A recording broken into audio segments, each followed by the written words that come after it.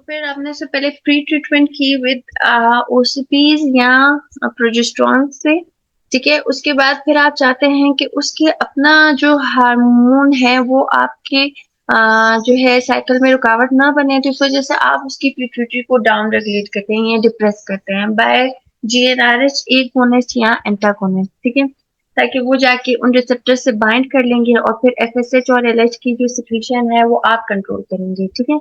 उसे कहते हैं पिट्यूटरी डाउन रेगुलेशन। उसके बाद आप उसकी कंट्रोल्ड ओवेरियन स्टिमुलेशन करते हैं, जिसमें आप उसको एफएसएच देते हैं और फिर खुद कंट्रोल करते हैं कि आप ओवरी को स्टिमुलेट करते हैं कि अब वो रिलीज करे एग को, ठीक है। हाइपर स्टिमुलेट करते हैं, ठीक है। आपने कंट्रोल ओवेरियन स्टिमुलेशन की, उसमें आपने उसे एफएसएच दिया और फिर आप उसे जो है ना, जब आप देखते हैं कि मल्टीपल ऐसे, वैसे तो नॉर्मली आपके पास ये होता है कि एक ही फॉलिकल मतलब बनता है जो कि मैच्योर होता है और फिर वो रिलीज होता है, लेकिन इसमें आप मल्टीपल फॉलिकल्स बनाते हैं विद गुड क्वालिटी और एक ही साइज के होते हैं।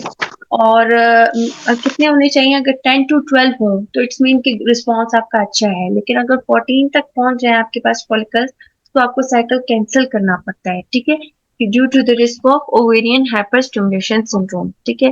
फिर जब आपके पास मल्टीपल फॉलिकल्स बन जाते हैं, गुड फॉलिकल्स होते हैं, फिर आप इन्हें एक ट्रिगर देते हैं, जिस एचसीजी का ट्रिगर होता है, जिससे वो फॉलिकल रिलीज होता है, ठीक है।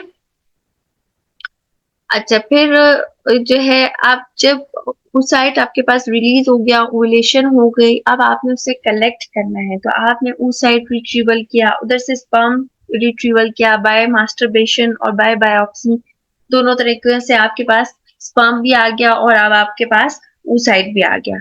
अब नेक्स्ट प्रोसेस आपका ये होगा कि आप इसको आईवीएफ करें या एक्सी करें, आपसे ले जाएंगे पेट्री डिश में रखेंगे, आईवीएफ करेंगे या एक्सी करेंगे, वो डिपेंड करता है कंडीशन पे, ठीक है।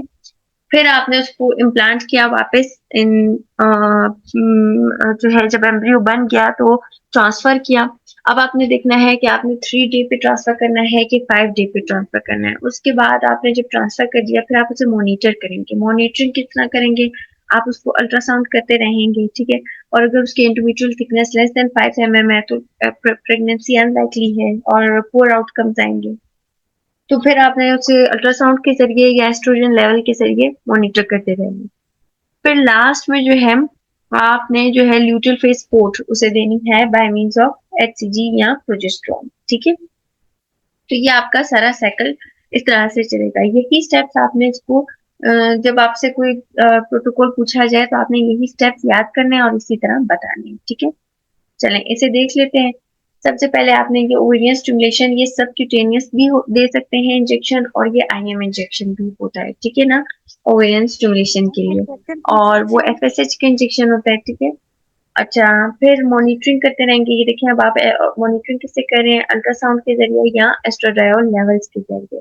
जब आपके पास 10 to 12 गुड साइज फॉलिकल्स बन जाते हैं, फिर आप उसे देते हैं एचसीजी का ट्रिगर, जिससे वो रिलीज हो जाता है। फिर आप उसे किस तरह से रिट्रीव कर लेते हैं? इस एक नीडल के जरिए से ट्रांसविजाइनली इंसर्ट करके रिट्रीव कर लेते हैं, और फिर आप उसे एस्पिरेट करके एग्स आपके पास आ गए। इसी तरह आपने फिर स्पर्म्स कलेक्ट कर लिए बाय मास्टरबेशन और बाय बायोप्सी, और फिर उनको आईवीएफ या ले गए, ठीक है। ये आपके पास एक प्रोब है जिससे इसको स्टेबलाइज किया है एग को, और ये दूसरा प्रोब है जिसके जरिए से इक्सी की जा रही है, ठीक है ना। दिस इज ये आईवीएफ नहीं है यहाँ पर, अब ये इक्सी हो रही है, ठीक है। इक्सी और आईवीएफ में क्या फर्क है? आईवीएफ में आप पेट्री डिश में फॉलिकल स्पर्म भी रख देते हैं, मल्टीपल स्पर्म्स होते हैं। कितने स्पर्म्स होते हैं नॉर्मली आईवीएफ के लिए? 50,000 to 100,000 स्पर्म्स होते हैं, और साथ में आप एक ओवा लेते हैं, ठीक है। और कल्चर मीडियम आपके पास होता है ग्लाइकोजन और पायरुवेट, और आप फिर उसको नेचुरली कंसीव होने का चांस देते हैं कि भाई जो आपके पास मोस्ट एक्सेप्टेबल स्पर्म होगा ना, वो जाके जोना पुलिसिडा को वो करेगा, पेंट्रेट करेगा और फिर फर्टिलाइजेशन हो जाएगी, ठीक है। लेकिन इक्सी में क्या होता है कि अगर आपने सारे स्पर्म्स रखे और उनकी मोटिलिटी खराब है या उनकी मॉर्फोलॉजी बहुत खराब है और वो फर्टिलाइज कर भी नहीं कर पा रहे हैं, फिर आप अपनी मर्जी का एक स्पर्म सिलेक्ट करते हैं और फिर खुद उसको इंसर्ट कराते हैं इनटू द ओवम, ठीक है। फिर आपके पास आ जाती है फर्टिलाइजेशन हो जाती है, उसमें फिर आपके पास 2 सेल स्टेज आती है, then 4 cell, then 8 cell stage आती है, डे 3 एम्ब्रियो। फिर आपके पास जब डे 5 एम्ब्रियो आ जाता है, तो आप अब पहले डिबेट थी कि पहले गाइडलाइन में था कि there is no difference in day 3 embryo transfer और डे 5 एम्ब्रियो ट्रांसफर, पर now recently they say that better is to transfer day 5 embryo, it has better pregnancy outcome, ठीक है। डे 3 एम्ब्रियो ट्रांसफर आप तब करेंगे when there are poor quality embryos, क्योंकि जो embryos आगे सरवाइव नहीं कर सकेंगे, यू हैव द डाउट कि these are the poor quality embryos, if I left them for 2 to 3 days to go till day 5, they won't survive, ठीक है। और तो फिर जब वो सरवाइव नहीं करेंगे या they will arrest in their growth, तो फिर आप कहते हैं कि इससे बेहतर है कि मैं इसको ज़ाया करूं, because the IVF procedure is very expensive, आप उसे डे 3 पे ही ट्रांसफर कर देते हैं। जो एम्ब्रियो ट्रांसफर होता है वो आपका कॉन्शियस सेडेशन में होता है, अंडर अल्ट्रासाउंड गाइडेंस होती है, और उसमें जो है फिर आप ये कैथेटर के जरिए करते हैं, और इसमें बहुत ख्याल रखा जाता है कि it should not go fully deep और not just in the cervix, it should be in the mid of the cavity, और फिर उसके बाद आप उसे मॉनिटर करते रहेंगे बाय अल्ट्रासाउंड, ठीक है। तो अल्ट्रासाउंड के साथ आप उसकी मॉनिटरिंग करते रहेंगे, उसके बाद आप उसका प्रेगनेंसी टेस्ट कराएंगे, बीटा एचसीजी आफ्टर 2 वीक, और अल्ट्रासाउंड मॉनिटरिंग होती रहेगी, ठीक है। अच्छा, अब आपके पास आ गया कि अगर आपके पास कोई ऐसी कंडीशंस हैं पहले से, जैसे कि हाइड्रोसल्फिंग्स है, तो आपने उसकी सबसे पहले सल्फिंजेक्टमी पहले कर देनी है, ठीक है। ये जितनी भी कंडीशन है, अगर यूट्राइन सेप्टम है, ये सब म्यूकोसल फाइब्राइड है, या पॉलिप है, या सुपरफिशियल एंडोमेट्रियोसिस है, तो इन सब को ट्रीट करेंगे आप। सिर्फ ये जो हाइलाइटेड पॉइंट्स है ना, इन्हें देख लें। अगर इंट्राम्यूरल फाइब्राइड है और उसका साइज 5 सेंटीमीटर से कम है, 50 mm से कम है, तो आप उसे ट्रीट नहीं करेंगे।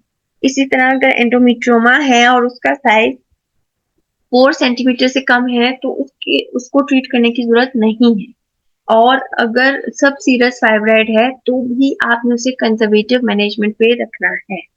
लेकिन अगर फाइब्राइड 50 mm से ज्यादा है, यानी कि 5 सेंटीमीटर ज्यादा है, या एंडोमेट्रियमा 4 सेंटीमीटर से ज्यादा है, तब आप उसे रिमूव करेंगे, ठीक है। अच्छा, pituitary down regulation is undertaken to suppress the endogenous, जो मैंने आपको बताया कि पहले जो हमारे अपने हार्मोन्स रिलीज हो रहे हैं उन्हें सप्रेस कर दिया जाता है, ताकि वो आपके प्रोसेस में इंटरफेयर ना करें, ठीक है।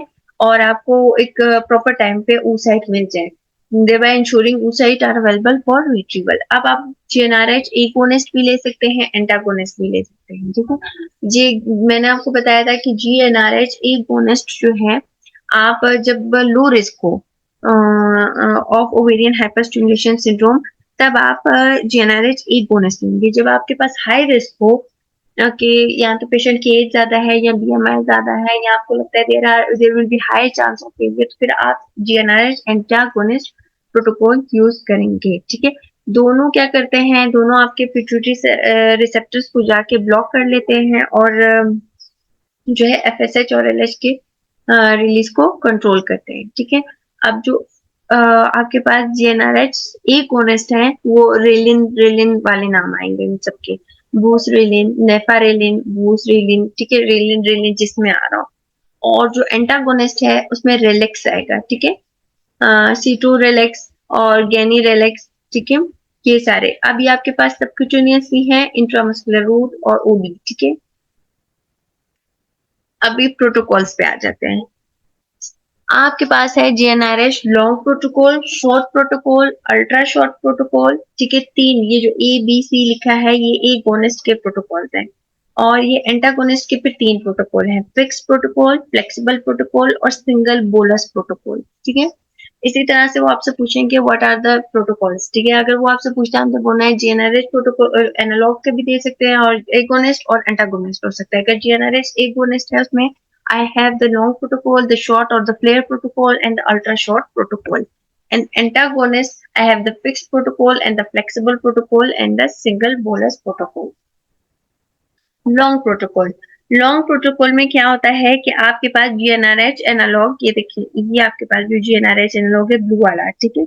GnRH एनालॉग आप day 21 of the previous cycle पे स्टार्ट करेंगे और फिर ड्यूरिंग द ट्रीटमेंट साइकिल आप इसे कंटिन्यू रखेंगे, ठीक है। प्रीवियस साइकिल पे आपने स्टार्ट किया, ये देखिए day 21 of the previous cycle, और फिर आप इसे कंटिन्यू रखेंगे थ्रू आउट द ट्रीटमेंट। और उसके बाद आप HMG या गोनेडोट्रोपिन जिसे हम कहते हैं वो आप ऐड करेंगे डे 21 पे, ठीक है। डे 21 पे ऐड करें, डे 2 पे ऑफ ट्रीटमेंट स्टार्ट कर देंगे और फिर आप उसे कंटिन्यू